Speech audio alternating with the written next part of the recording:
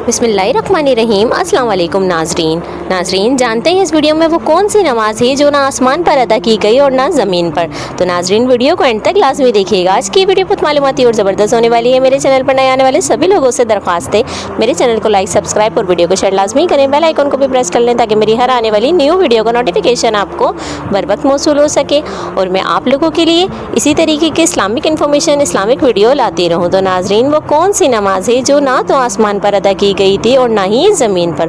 वो नमाज है हज़रत सुलेमान अलैहिस्सलाम की, वो नमाज जो हवा में अदा की गई थी।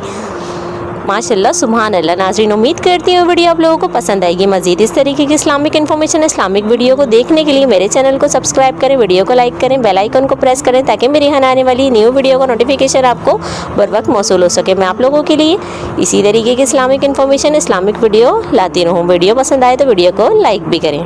जज़ाकल्लाह।